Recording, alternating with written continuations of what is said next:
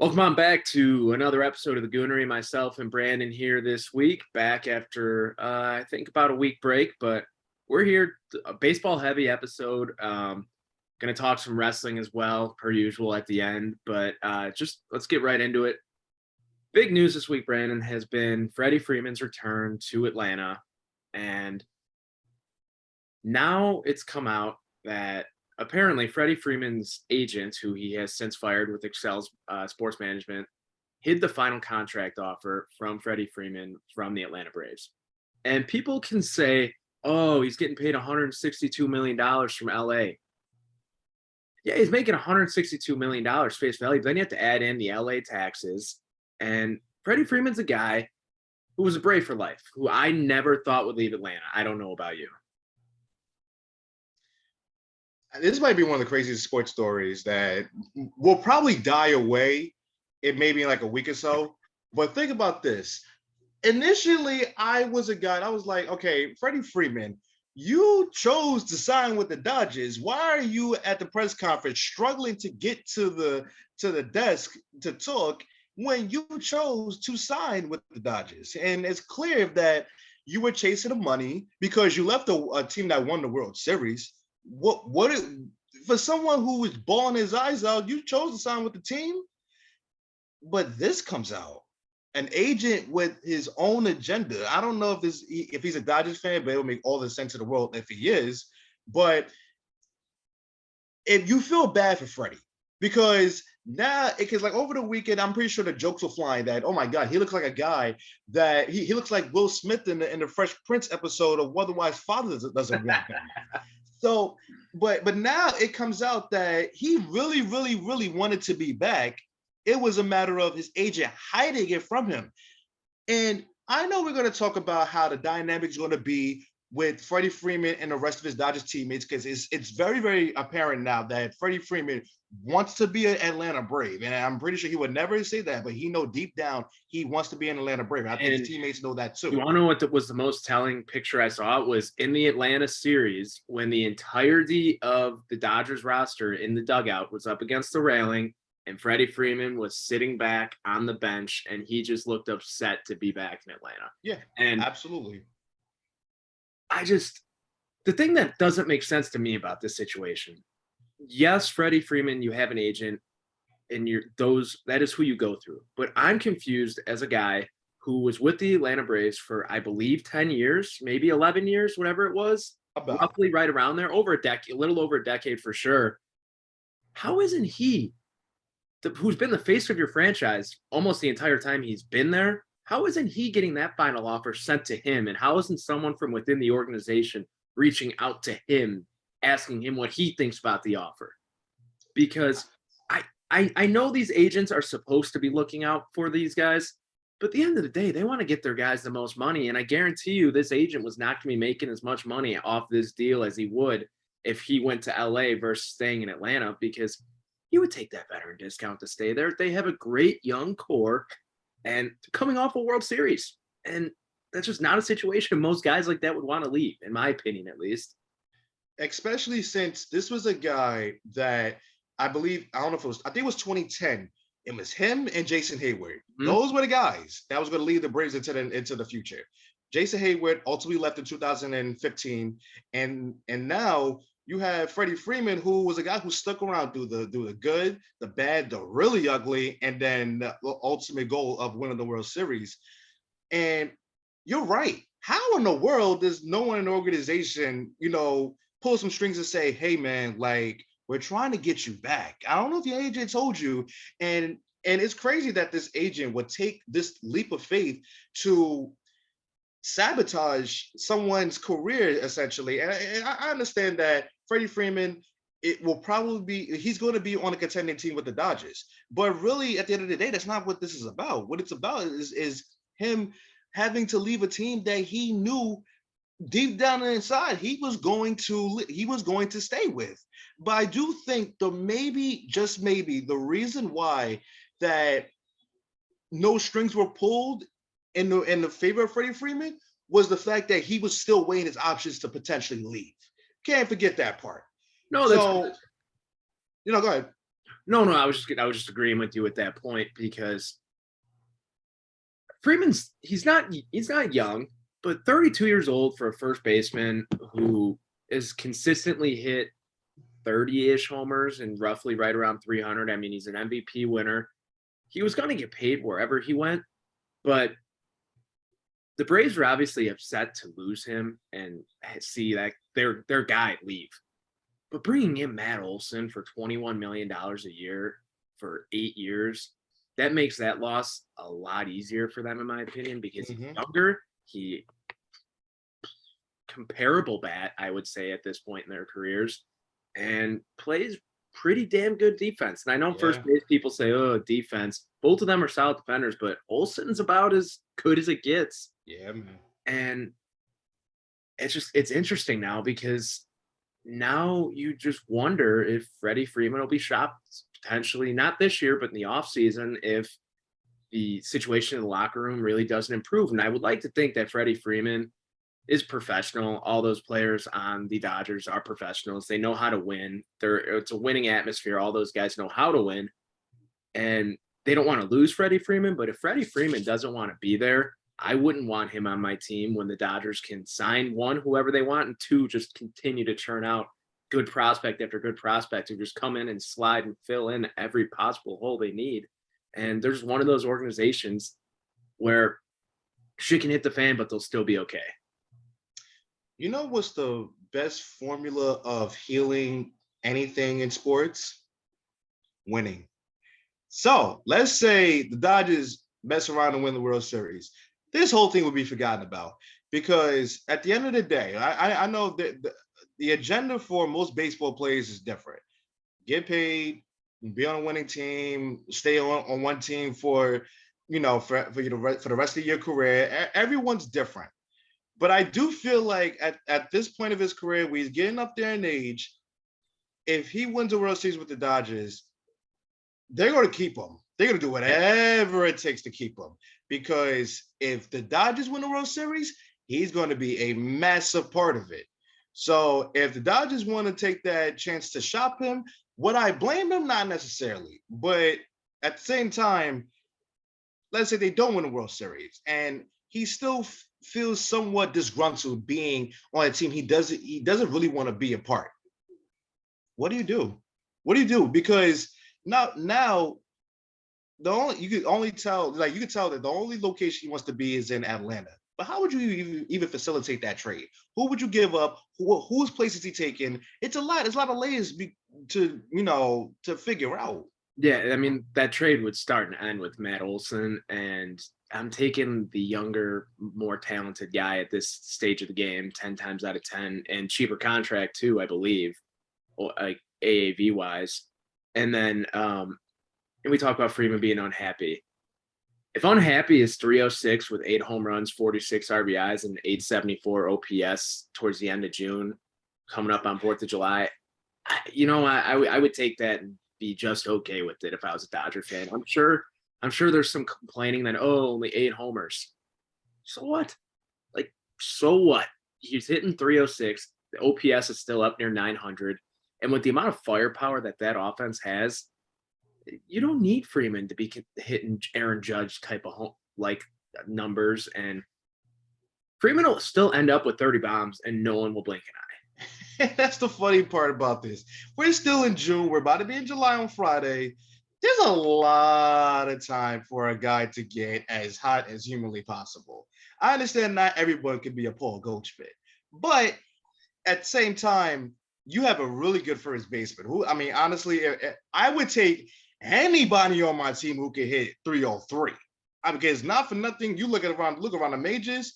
There's a lot of guys who can hit about 15 or 20 bombs that going into June or July, but they're not, their average doesn't show for it. So I understand you want that power to come, but the lineup the Dodgers have, the power's going to come from a whole shitload of places. So that guy wouldn't be worried about. He's going to get himself together. Yeah. So kind of moving on to a little bit of a different story in Major League Baseball. coming up on the All-Star game here in a few weeks, the breaks, I believe the week of the 14th or 15th, something like that, of July. I believe second or third week in July. And there's always one fan base every single year that tends to dominate the All-Star voting ballots. And this year, it's the Toronto Blue Jays, and it's an entire country voting for a team. Look, I get it.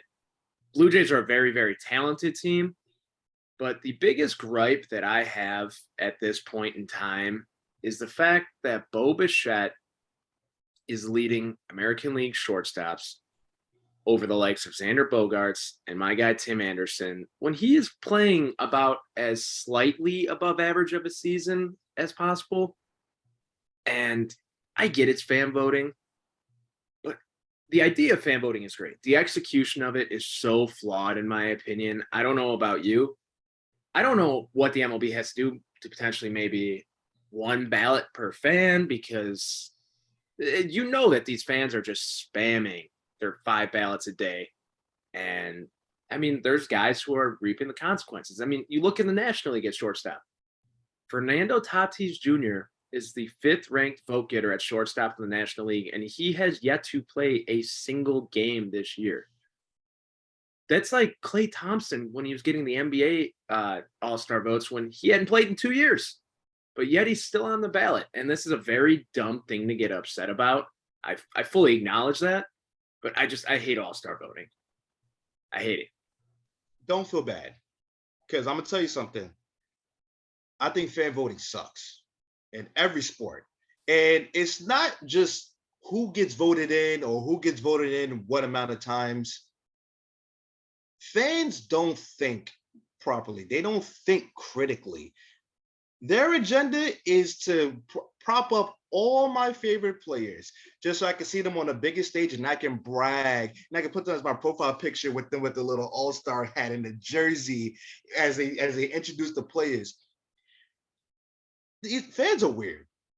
And you would think that NBA would have this issue a little bit more than the MLB, but it's actually pretty equal. Every year you are going to see someone on a ballot that does not belong there. And it's really with people who don't watch the sport. They watch maybe last year, maybe a couple of years ago, and say, I still like that guy. I think he could do something in the All-Star game, something like that. Yeah. What I do like from the NBA standpoint is that they don't leave fans to vote for who starts it. That will be my issue. Mm-hmm. Having the top vote getter get a starting spot in an MLB All-Star game is a horrendous idea, and I get it. The only reason why this is in place is because it's to get eyes on the game. It's for their voices to be heard. Absolutely. But at what point are you going to say, hey, fans aren't making the right decisions. The fans aren't voting in the right people. So when do you put a stop to that is the real question. And they need to, because it's just a real shame that there are guys who are going to miss out on getting to the All-Star game, missing out on getting bonuses because they make it to the All-Star game, or they miss it and they miss their money. That's a problem. Yeah, and just kind of going back to the Bo Bichette thing, not taking away from what he's done in the past. Last year, he had a great year. This year, he is the leading vote getter at shortstop in the American League by over 300,000 votes over Tim Anderson. I understand Tim Anderson hasn't played much, but Bo Bichette currently is hitting .256 with a .301 on base percentage, .424 slugging, and he has 12 homers to 41 RBIs. That's a good season. Don't get me wrong. That's an impressive season. And I understand that batting average isn't everything, but if you look at Tim Anderson, who has played probably about 15 to 20 games less than Bichette due to injuries, Tim Anderson's hitting .344 with a .382 on base, 467 slugging, and 5 homers and 19 RBIs and 10 stolen bases. Tim Anderson's not a power hitter, but I'll be damned if he is not a top 5 hitter, contact hitter in all baseball at this point in time, because everyone said, oh, the BABIP numbers for Tim Anderson, the past 4 years, he's going to come down to earth. But what has he done the last 4 years since he hit 240 in 2018? Since then, He hit 335 in 2019, 322 in 2020, 2021, he hit 309, and this year he's hitting 344. The dude just flat out fucking hits. And I understand some news has come out about TA the last few weeks that some people probably don't like to hear, but not my place. Who cares? It's not my place. It's none of our place to care. And I'm sure that's losing him some votes on the national scale. But I can tell you right now, city of Chicago does not care about his personal life. They just like to see that he's back on the field and being productive. And one of the only bright spots that the Chicago White Sox seem to have at this point. But he's an all-star. I mean, Tim Anderson is an all-star, and it's bullshit in my opinion. He only got in for he didn't even get an at-bat last year. He got to play the field because he was on deck for the final out of the ninth when he came out. And it's just frustrating because the White Sox have just sucked so much cock this year, and it's just been so hard to watch. And it's just like, oh, TA's back, and I will go to war for Tim Anderson. I'm gonna go there about Tim Anderson. Tim Anderson is already a guy who he's literally in the minority when it comes to baseball. Like literally. Yep. And with a guy that is good and knows he's good, playing a game where you are not allowed to say how good you are. You are not allowed to showboat. You are not allowed to taunt the other team. He is going to be a pariah for the rest of his career. He can hit 300. Matter of fact, scratch that. He can hit 400. And people will still be like, he's okay. He's not that good. He still needs work on his fielding and stuff like that. And just with the whole Josh Donaldson situation, I want to ask people, whose side did y'all really think people were going to take? They would take the side of a guy who was an MVP and a guy who was universally liked by baseball fans until they started bringing up how much of an asshole Josh Donaldson actually is. Yeah. Tim Anderson is a guy that is great for the representation of what baseball actually wants. Actually want more African Americans playing in baseball. Because not for nothing, see the success of NBA, see the success of NFL. A lot of them African American dominated, and they want that. They understand it. But when they actually get it, they make them out to be an enemy. And it's crazy to me how we talk about this in basketball all the time, how we don't appreciate players. We always compare, and try to make everyone else seem lesser because they did something better than that your favorite player did. This has happened with Tim Anderson, and it's going to follow him for the rest of his career. And people are actually like think that they give a shit about his marital affairs or whatever the fuck is going on. But the man can play. And the quicker that people come around to that, maybe they'll start to appreciate them. But I'm going to be honest with you. It's not going to happen. It's never going to happen. And I'm glad that the White Sox fans at least appreciate him. But about a good 50 to 65% of the fan base in baseball in general, they're never going to accept him. And they're going to point out every little thing to not accept him. And after last year with the Field of Dreams game with Tim Anderson hitting the walk-off bomb on the Yankees, I thought that was the moment that was going to send Tim Anderson to the stratosphere within 100% marketing, within MLB fans, realizing how cool he is, how fun he is, how great he is for the growth of the game. And yet all we've gotten out of it is him in a Dairy Queen ad campaign. And in my opinion, that's just kind of ridiculous. And there's no reason a guy like Tim Anderson should not be top 10 in jersey sales in Major League Baseball for the rest of his entire career. He is that much fun to watch. He is that freaking talented, and he just keeps getting better. He just keeps getting better, and that's the crazy thing. I just love he doesn't give a shit. His public perception is his public perception. He does not care. And in a sport like baseball, where it's all unwritten rules, all of it is unwritten rules. He doesn't give a damn about unwritten rules. And that you need more people like that. The only way you are going to advance your sport is for guys to have personality. That's why the sports that are popular for a reason. That's why people tune in and out of baseball, because you got a guy who can celebrate a home run, but he gets hit for celebrating it.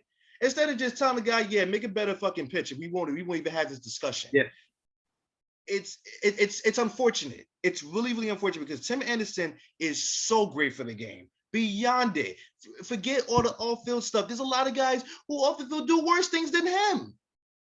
But let's talk about him. I think it's sad. It truly is, because he's the perfect representation for African American kids that want to get into baseball, but they get scared off because he has to suffer the consequences of guys coming at him, saying all types of things about him, when really, in all honesty, he doesn't warrant that. He doesn't bother anybody off the field. He is a humanitarian off the field, but all you care about is that he pimps a home run. It's disgraceful. It really is. Yeah, and I feel like if more people across the league, fans across the league, knew what TA does consistently on the South Side, charity-wise, how much time and effort he puts into the White Sox Ace program.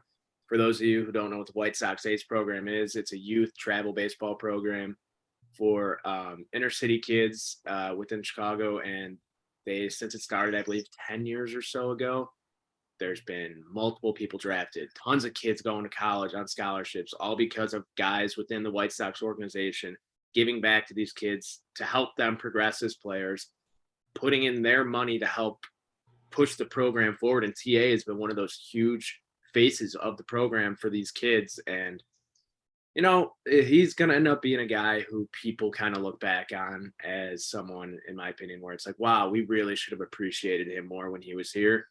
And it's a shame, but nothing that we can do as fans other than keep beating the drum of how great he is. Yep, definitely. So moving on, we obviously NBA Finals wrapped up last week, but Steph Curry, when are people going to admit he is undoubtedly top 10 all time, in my opinion at least? And I think he's inching closer and closer and closer to getting on that NBA Mount Rushmore. I mean, the guy changed the game. All that people were saying that he's missing is the Finals MVP. And I always thought that was nonsense. He literally did so much MVPs, being one. Not, I mean, I won't say he's a passenger. He's been a vital part of every Finals team that he's been a part of. And I think this goes back to the issue of comparing or trying to say, oh, Curry don't do stuff better than this guy or that guy. You know what Curry does better than what most guys do? Curry wins. He wins. And a lot of that. It's the Tom Brady argument. You could compare stats day in and day out. At the end of the day, all that matters is what's on your hands, what's on your fingers at the end of the day. And I know obviously people are gonna be like, oh, well then Bill Russell's the GOAT. That's a different era. Bill Russell was playing against milkmen and mailmen, painters, whatever you want to say. They're playing in the most talented era of NBA basketball ever. Top to bottom, the rosters are more talented than ever. And what do you know? Steph Curry just keeps continuing to break shooting record after shooting record. He leads his team to winning. What's he had since he's taken over, like as like the face of the NBA? Like maybe one losing season, and that's when Clay was hurt, no KD, and he was hurt for most of the season too. Yeah, and he's just so special. Did you see the stat where if he did not make a single three-pointer in the finals and those were all twos, he still would have led the finals in scoring? Insane. And remember, he struggled in Game 5, and everybody was ready to coronate Andrew Wiggins as the Finals MVP. Shamelessly at that. But it's amazing to me how even with the Finals MVP, people still tend to push back the goalpost on him. And I think it's that thing of when Kobe Bryant was the face of the league at one point. And then came LeBron James. And as LeBron James kept climbing ladder after ladder after ladder, people kept pushing back the argument that he is the best player in the league. Stephen Curry is literally in that conversation now. He is that guy. And it's not to say that he's better than LeBron right now. LeBron is the best player on the planet. There's no debate about that. And I don't want to hear any debate about that. But if you want to talk about a legacy that people can look at and you can compare it to most of the greats, guess what? His legacy lines up with almost anybody that you put up against. And I get it. You don't like him because he just simply shoots. Because he's a wizard at three-point shooting. He's average on defense. He can drive when he wants to. But guess what? What he does affects the game. And you don't win 4 championships by accident. You don't win the Warriors do not win 4 championships without him. Yep. And I remember this, I think it was Nick Wright. I don't agree with him for anything, but he brought up a good point. Actually, it wasn't Nick Wright, it was Emmanuel Acho, same thing. Don't agree with him much, but he made up a good point. People were bringing up KD a lot during the finals, saying that maybe Curry needs him after they lost game 1 of the finals, and everybody was freaking the hell out. Kevin Durant really didn't elevate a lot of guys. As I love Kevin Durant, he's my second favorite player. But if we're going to talk about how did he really elevate Russell Westbrook? Did he really elevate James Harden? Did he really elevate Serge Ibaka or any guys that was on the the Thunder at the time? But you look at Stephen Curry. Draymond Green was just an enforcer at Michigan State. Mm-hmm. Yeah, Klay Thompson, who was just a 3-point shooter, and he was simply going to be that. You had Jordan Poole, Michigan. Only thing he's known for is the big shot against Houston. And then just teammate after teammate after teammate, he got Harrison Barnes over $100 million. Think about that. People forget about that. And Stephen Curry can be in the GOAT conversation just off the guys he elevated. And not everyone's going to hear that. Not everyone's going to hear that because I get it. Warriors fans can be very, very obnoxious. And I get it. I totally get it. I'm a Lakers fan. I get it. But appreciate him while he's still here. I'm going to tell y'all something right now.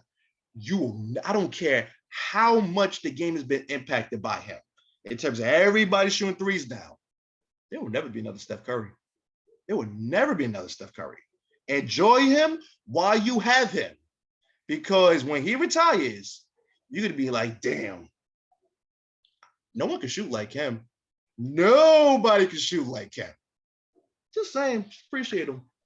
There will literally, with the way the NBA is right now, it's never going back. It's positionless basketball for the rest of time because of what Steph Curry did. Yep. And I don't know what else it'll take for him to get onto that Mount Rushmore because I really don't know what the debate is at this point for greatest point guard of all time. It's him, Magic, probably throw Stockton in there, but Isaiah. But Curry's made more of an impact than any of those guys. Obviously different eras. Yep. But I'll say it. If Magic Johnson was not 6'8" or 6'9" or whatever the hell he was, no one would remember Magic Johnson, or at least not remember him as one of the all-time greats like they do, because this might sound crazy. He just Ben Simmons to an extent at that size. Ben Simmons on steroids. Yeah, fair. Yeah, because trust, I get your point, because literally Ben Simmons' game is Magic Johnson's game, but the impact is different. Is totally for sure. But I get it. You don't sound crazy. I totally get it. I completely get it. But another thing too, it's just fucking crazy to me how much money is thrown around in the NBA. Like, just for shits and gigs. Like, I mean, I'm sure you're really happy that Russell Westbrook's going to be making $47 million for the Lakers this next year with that player option. I'll never take money out of another black man's pocket. He's happy. That's all I care about. I just like the way the NBA tosses around money. It just looks like a money laundering scheme to me at points. Like, how are they affording this? I understand that they make a shit ton of money, but James Harden opted out of what, 37 million or something like that today, and there's a rumor that he's going to go back and sign for more. Like, what? Okay. Okay. Like, yeah, it's like that's like, I'm like, are you kidding me? Why are you turning that down at this point? And it's just my only complaint about the NBA offseason, I hate how quickly from the finals they go right into the draft, that they go right into free agency. And I get it's because they play the summer league and everything, but give it a couple weeks of breathing room, in my opinion. Maybe a week or two after the draft, start free agency. But right into it, man. NBA news has not stopped. I'm gonna be honest with you. I actually don't mind it because there could be some dead periods in baseball. And I think, like, as baseball fans, if you are not a New York Yankee fan, a New York Met fan, Houston Astros, Boston Red Sox, Milwaukee Brewers, you're gonna get tired of baseball a little bit. It just like your team is not consistent enough for you to be completely invested. So whenever you feel like you need an outlet, just looking up, oh, where's Jalen Brunson going to sign? Where's DeJounte Murray going to get traded? Is Kyrie Irving going to opt out of his contract? Is Kevin Durant going to leave along with him? I love it. I love it. It gives me more thrill to care about basketball, like outside of actual like the playoffs and stuff like that, because like it was going to be an incredible all season if Kyrie Irving actually did leave and KD would have left along with them. And that was a good storyline to follow for a time until Kyrie made his decision and whatnot, and then the rest is history. But I feel like with this offseason in particular, there's a lot of dominoes that's going to fall with the Lakers, with the Clippers, with the Miami Heat, Dallas Mavericks. Those are the teams I'm looking to. Like, what moves are they going to make? Because arguably, all those teams, maybe one to two pieces away. Are you going to trade away a big piece from one of their teams? I don't know. That's what makes it interesting, because it's just those teams. You just don't know. Like, you don't know what the teams are going to do, and I think that's the most exciting part about it. Yeah, and before we move on, just shout out to John Wall for getting $42 million from the Rockets for not playing for them again and signing with the Clippers. So, hey, good for him. By the way, I like John Wall a lot. But if people think that's going to be the move that the Clippers are going to contend, stop kidding yourself. Matter of get Kawhi healthy first. Yeah. I mean, because when was the last time John Wall played? 2020? 2019? If he did, I didn't even remember it. Yeah, 2019. I mean, he's cooked. John Wall is cooked. And that's not a slight at him. His body just it sold out on him. Like, yeah, to be completely honest, I mean, in 2019, 2020, he did not play at all because of a left heel injury, an Achilles injury, and an infection. 2020, 2021, he played 40 games. I forgot about that. He was absolutely miserable in Houston, and then he just sat out all of this past season. So we'll see. We'll see. But hey, I'm sure Twitter's going to be telling us the Clippers have a big three now, and John Wall. Hey, I wish the hell they would. They could get blocked real quick. I'm not doing it. I promise you I'm not doing it. And before we move on, I just want to say this. Can we just stop every narrative that three decent NBA players is a big three? Because I saw someone tweet out after the Thunder drafted Chet Holmgren from Gonzaga that the Thunder now have a big three. And it's just like, are you kidding me? Like, are we really saying this right now? Not. Can Chet hit the floor first? Can Chet weigh 200 pounds first? Look, I'm telling you now. Chet Holmgren, I think he's going to be a good NBA player. So do I. But let me tell you something. Let Zion have him on a one-on-one on a fast break. He might snap in too. I ain't gonna lie to you.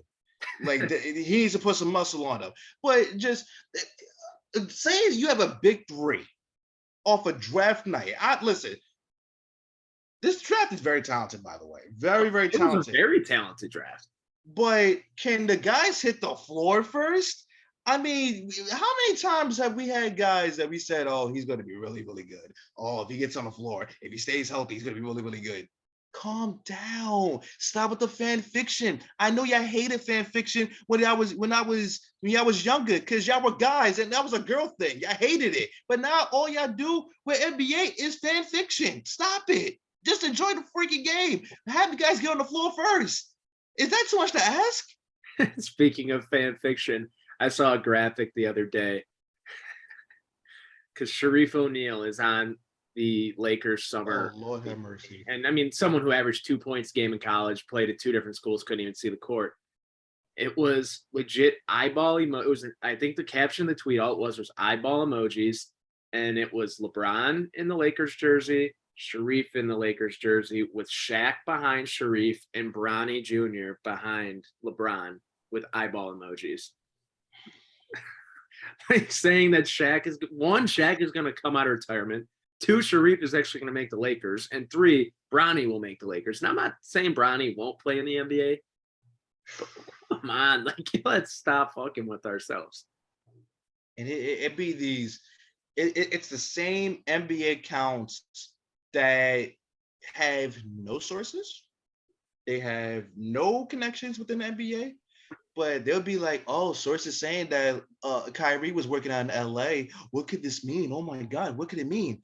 It means absolutely nothing. This is the fan fiction bullshit I've been talking about. Like, y'all need to just let reporters do their jobs, because the way y'all don't have any type of you don't have any type of decency, like doing the stuff that y'all do. It's just weird at this point. And I really, really, really, really wish that they would stop doing this. It's annoying. It's very, very annoying. Yeah, and the only thing that tends to be worse online than NBA fans are wrestling fans. But it's past Monday. I think wrestling fans were about as positive as I've seen them in quite some time. Yeah. With the John Cena 20th anniversary show on Monday Night Raw. And I've always been a John Cena is the greatest of all time guy, banging that drum. He's always been my all-time favorite. And Brandon, I'll admit, it was very nice to see you starting to come around a bit online. So I'll admit something. I would say until 2017, I was a go away John Cena. You stink, you're annoying, you suck the life out of the place type of guy. And this was when I was transitioning into a CM Punk fan, and how CM Punk like rallied the troops of real wrestling fans, and how he was voice of the voiceless, and the voiceless were the people that clamor for all these indie guys to be the top guys and stuff like that. And I was one of those guys. I was one of those obnoxious schmucks that just wanted Cena to go away. And let me be very, very clear. I don't regret a lot of the times that I spoke ill upon John Cena during his run, because I do genuinely feel like he was shoved down our throats. And as a wrestling fan, you don't ever want that, because the wrestling business is always a revolving door, and you will want guys to keep getting the opportunities and see what they can do. But it was always John Cena that was the main guy. And it annoyed me. It genuinely annoyed me. But when you see certain guys come in, potentially be the top guy, you grow to have appreciation for the guys that were before. It happens. It's a cycle into everything in life. But I think how I just seeing how he's received by everybody, no matter if it's his peers or if it's from the crowd. One thing about John Cena that is completely undeniable is that he is the absolute ultimate 1000% the biggest needle mover in the past 15 years in WWE. No question, no debate. And once you realize that, you're just like, man, maybe, just maybe, I could appreciate it more. Just maybe, even if it's just a speck of it. And just watch him back and see how his run actually was. It was really good. And I think the best thing about his run is that he kept evolving. And you really didn't realize it. He just kept getting better. Yes. In the ring. People call him out on it. I'll never forget the ECW One Night Stand where he got the "You Can't Wrestle" chance, and what's he do? He just starts hitting vertical suplexes on Rob Van Dam, and he's doing all these moves that he traditionally would never do. But then you just see him as he evolves. Technical classics with CM Punk, technical classic with Shawn Michaels, technical classics with the likes of AJ Styles. I mean, his matches with Edge, fantastic. And I'll be honest, I don't think there's a single memorable Randy Orton match with him. Chemistry wasn't there. No, and there's just so many of them that they all just kind of run together. But I mean, he made a match with the great Khali enjoyable at one point. And when you look, if there was definition in the dictionary of what a WWE superstar is, it would be a picture of John Cena. 1,000%. That is what Vince McMahon and the rest of that company has been looking for. And Roman Reigns is awesome. He's great at what he does, but he's not John Cena. There's no one in the company right now, in my opinion at least, that will be John Cena. I don't know how you feel about that. I think there's people who have the potential to get there, but I did see a picture on Twitter this morning of Braun Breaker and Carmelo Hayes in the NXT locker room on top of a picture of Orton and Cena. And I was just like, man, fingers crossed. They're next. I mean, they're next, man. They're next. And I would love nothing more. Those are the two guys right now that I enjoy watching so much. But I'll go as far to say this. John Cena will be the last male megastar WWE will see for a long time. I don't know what a long time is. Maybe 10 years, maybe 15 years. But that's it's just certain things you can't teach about being a superstar like that. He is just the charisma, the humor, the ability to have you buy into anything he's selling. He is that guy. He's that guy. And honestly, when you stop paying attention, that's where you will really miss how much he exemplifies what a WWE superstar should be. He was the biggest one since the Rock and Stone Cold Steve Austin. And even then, when those guys were getting big, they was like, there's nobody's going to touch them, especially the Rock, because Stone Cold phased out for a time, but then the Rock kept getting bigger and bigger and bigger and bigger. Then there's John Cena. I don't think we're going to see that again from a male superstar. If female superstars is a different story, because if Sasha Banks makes her way back to the WWE, her star power is undeniable. And if she does come back, she ain't staying there for long because she got calls waiting for her. Same thing with Bianca Belair. She got calls on the way. But John Cena, in terms of male superstars, you're not going to see a megastar like him for a very, very long time. Nope. And what do you kind of make of what you're expecting this summer with Cena? Because obviously it's looking like we're going to see Cena versus Austin Theory, which is a snooze fest in my opinion.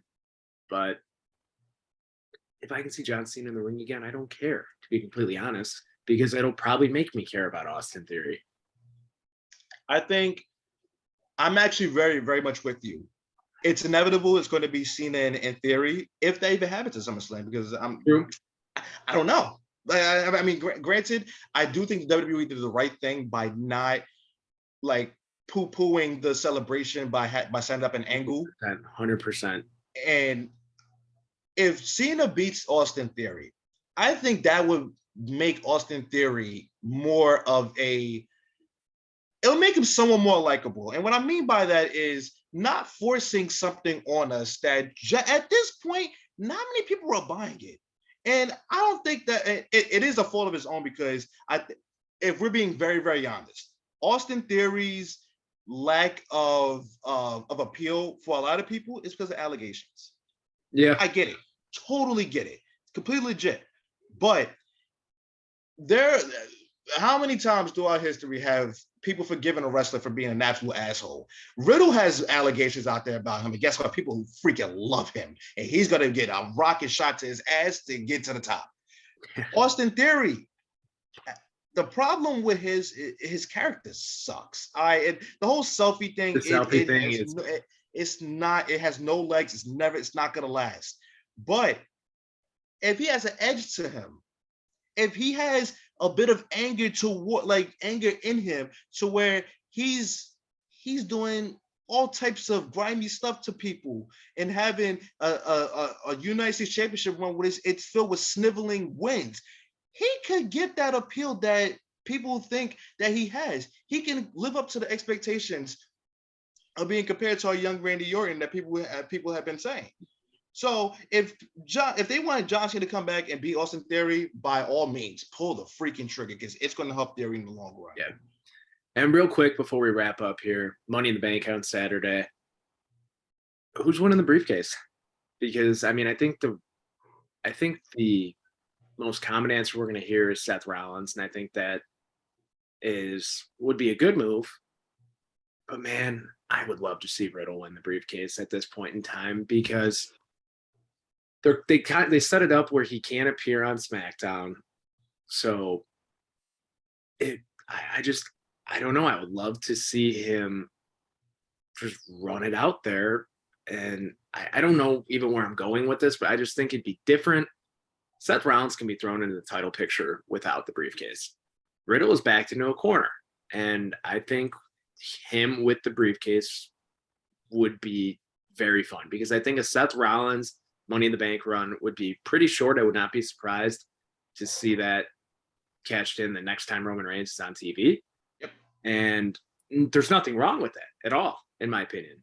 But I just think for the sake of creating a new star, which has been the point of this Roman Reigns run, I think Riddle's the guy, because Seth Rollins is bulletproof.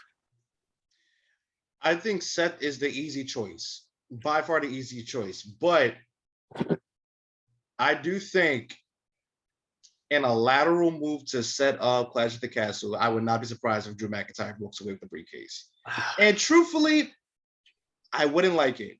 I wouldn't like it only for the only reason being is that it takes away from the intrigue of a cash-in. That's it. That's literally it. I have no problem with Drew. I do think he's a little bit watered down, but he's still a guy that I would love to see perform on big stages, because he's a very good performer. He can go. I mean, he's cream of the crop. Absolutely. But it's those three guys. I don't see any. I don't see Omos anywhere. Let's be honest. I mean, if I wish Kevin Owens was in it, because that'd have been a real dark horse. And Sami then Zayn would be fun too, though. I think Sami Zayn would be a lot of fun with the briefcase. And you know what? He might be that dark horse. I'm not gonna lie. I'm telling you, he would be a lot of fun with that briefcase. And you know what? Not for nothing, Sami Zayn quietly. I know he had like the conspiracy theory gimmick going on. But how he's elevated to a point where he's actually a pretty damn big star now on SmackDown. He's one of the top guys on SmackDown. If you blink, you'll miss it, but he's one of the top guys. Yeah. I'm just saying. I mean, there could be real intrigue with him with the briefcase. Member of the Bloodline. And I would personally, I actually take that back. I would rather see him win the briefcase than Riddle, just because I think that would be a lot more fun, and I think that he would hold on to it for a long time, and it would just be a lot of teases, and you'd be waiting for it. And I could see it potentially. This is me playing fantasy booker now. One of the Usos challenging him for the briefcase to put the briefcase to rest, and I just think it'd be a fun storyline. But we'll see. I'm looking forward to this Saturday. Is it crazy to think that this could be a lateral move to push Sami Zayn as a babyface going forward? I don't think so. I don't think so. Because, I mean, when Sami Zayn, WWE fucked it up and did not strike while the iron was hot with Sami Zayn. Oh, 1,000%. When he came up from NXT, and when they did the initial brand split, when he went to SmackDown, the pops that he would get every single time he came through the curtain, they sang his theme song. He was just that lovable, plucky underdog. And call me crazy, he could have that Daniel Bryan type of rise. I couldn't agree more. Couldn't agree more. Because he is that guy to me. I think he's relatable for a lot of the average guy type of fan, and he's a good guy first and foremost. But number two, I just think he's genuinely likable as a character, and he can play any role. And it's crazy because not for nothing, we like you said, we the underdog type of guy. We thought like that was going to be his shtick for the rest of his career. But then he transitioned into being a heel and a great heel at that. If they want to strap the rocket to him, I'm not opposed. When Sami Zayn first came to the WWE, I was instantly a fan. Instantly. Yep. And all he has done since has made me more of a fan. And it's crazy to think, right? This is one of the guys that they said, don't sign back with WWE. They're not going to do anything. They're not going to do anything with you. He's going to be involved in one of the biggest matches. He could mess around and win the briefcase. And he's going to be in a program with Roman Reigns soon enough. Yeah. Just saying. Yeah. So we will touch base next week, but if you made it this far, I just want to say thank you very much for listening. Don't forget to like, share, subscribe to the show, and have a safe and fun 4th of July weekend. And we will be back next week.